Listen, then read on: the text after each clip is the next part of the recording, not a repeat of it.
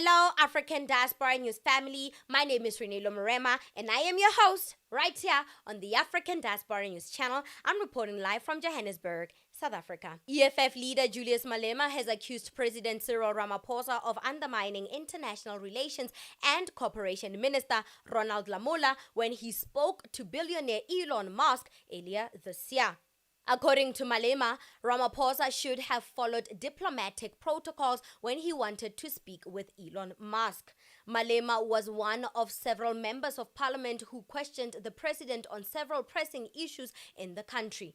The EFF leader wanted to know whether President Cyril Ramaphosa followed diplomatic channels to speak to Elon Musk, who was described as a non-state actor. Mr. President, I don't know wittingly or unwittingly, when you were answering the question about our relationship with the USA, not once have you mentioned DERCO or Minister of International Relations. And this is as a result of you having met Elon Musk during the UN General Assembly and knowing very well the views of Elon Musk about South Africa, racist, white supremacist views about South Africa, which led to you meeting him because you thought you were going to clarify those issues. Unrepentant racist became emboldened and then made more bad remarks about South Africa even after meeting you physically.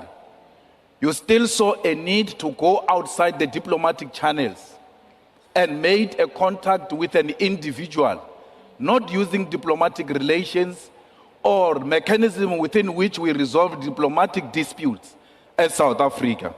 Don't you think you individually have emboldened white people to undermine us, and you have single-handedly destroyed the diplomatic relations of South Africa with other countries, and you have destroyed and juniorized the Department of International Relations?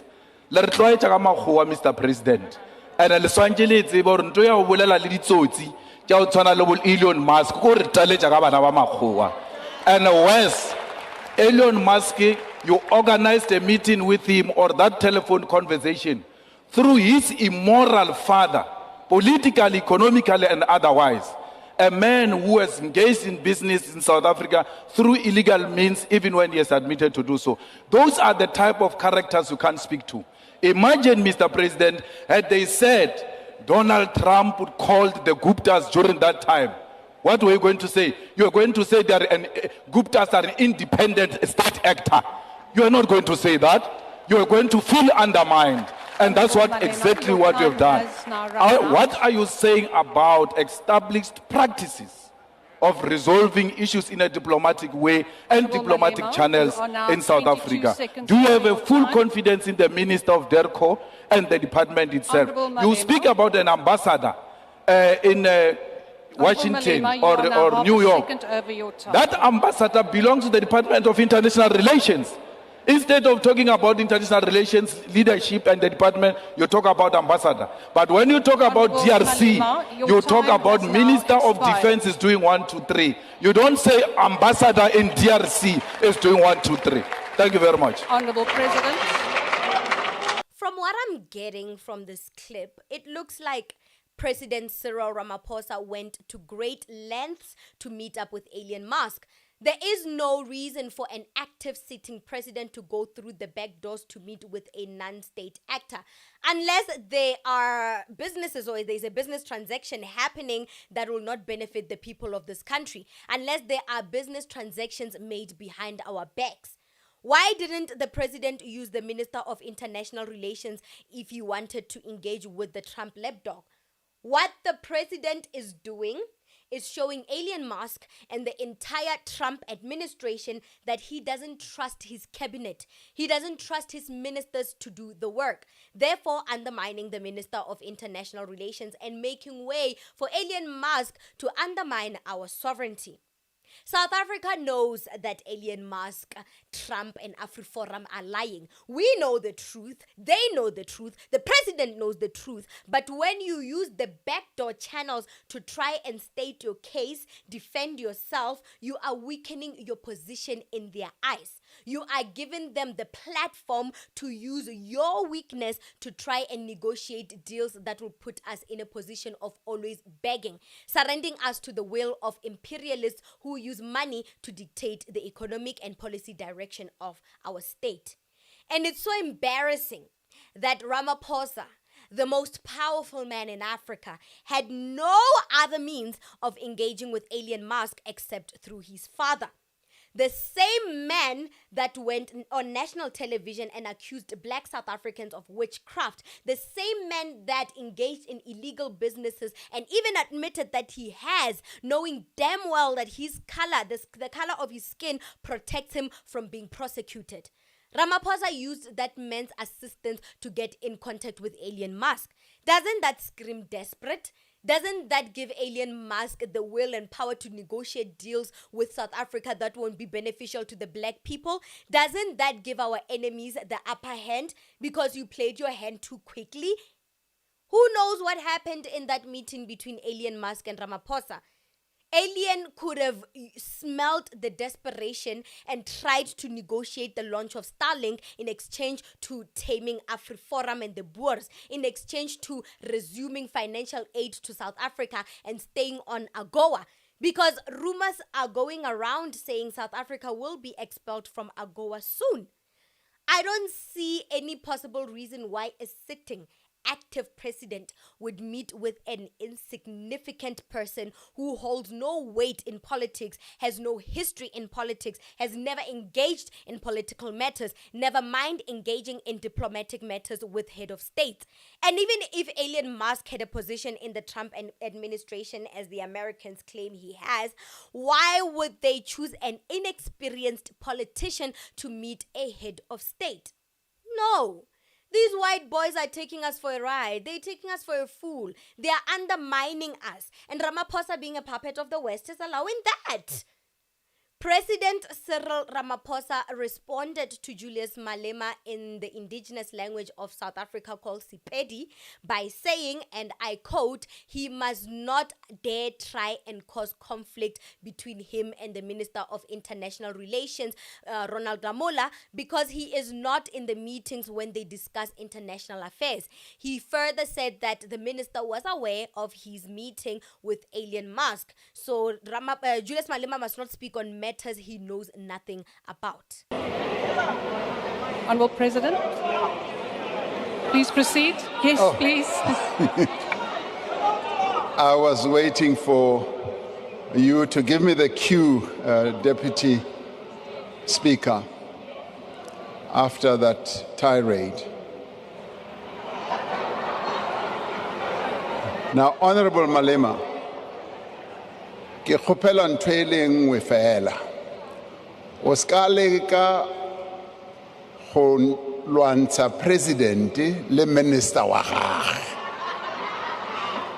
Bjalo wena o nyaka go kena ka mogare. Taba ya go šoma ga le minister wa ka a e batle wena. Emela ka thoko. Emela ka thoko ka obane wa bona ha re le di meeting tsa rena tsa cabinet kapa di feng kapa au yo wena o ba o se gona le gore re shumisana byang ka obane minister o re ha fetsa go etsa dilo tsa gagwe a bolela le batho o amputsa le nna ke fetsa go bolela le batho ke a mmotsa. So wena bjale o leka go kena hare ha rena nka se dumele ntwe we le ganyane nka se dumele. So we work in a very interactive way, and as I said to you, there is just no way we can say we don't talk to certain people who are either non-state actors or state actors. The discipline that I have always followed, if you care to know, is to always keep my colleagues informed, and they always keep me informed. be they ministers or deputy ministers, we always know when we do certain things that have to do with the Republic of South Africa. So ke fella hona mowe o ska re lwantsha ke a kgopela. Deputy Speaker. Cyril Ramaphosa is the most manipulative man on this planet after Zelensky. He did not answer the question. The question is, why did you feel the need to meet with a non-state actor? Why did you divert from the diplomatic processes we use when engaging with international governments? Don't you think this little meeting with Elon Musk gave them the platform to undermine our sovereignty because they could smell our desperation? Why did you involve Elon Musk's father, asking him to help us set the meeting with his son? Isn't it that the question Julius Malema was asking, or am I confused? Am I high? The president didn't answer any of the question, but instead educated us on his relationship with the Minister of International Relations. If the minister was aware of this meeting and he approved it without hesitation, then I'm afraid we are led by puppets of the West, white monopoly stooges who would gamble away this country for their own financial gains. This is what happens when you put leaders in positions they don't deserve. Leaders that never fought for the democracy of the state. Leaders that feel like they deserve all the power and the money. No. So yeah. If Ronald Amola approved that meeting with Elon Musk, Cyril Ramaphosa and Elon Musk, then I'm afraid that we're being led by puppets of the West, guys. We have no real leaders. We have people that lack the will and the wit to protect the people of South Africa. People that lack a backbone. And you know what? I have a problem with the way Cyril Ramaphosa answered Julius Malema by saying that don't involve yourself in matters that don't concern you because you're not part of cabinet. No, that's not what we're going to do. Julius Malema is a citizen of this country, and he is concerned with the direction the country has been heading. And as a concerned citizen, he has the right to question what Ramaphosa is doing, question the government's decisions, you know.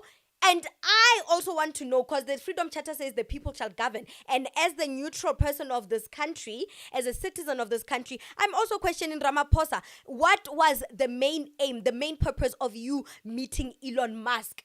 A person that holds no weight in the political spheres. What was the reason? Did you follow the proper channels? That was the question, and he never answered that. So, hey. These are the people that you voted in power. What do you think about this segment? Comment to us in the comment section below. Don't forget to like and share the broadcast. Subscribe to our YouTube channel. Hit that notification bell so you don't miss these groundbreaking conversations right here on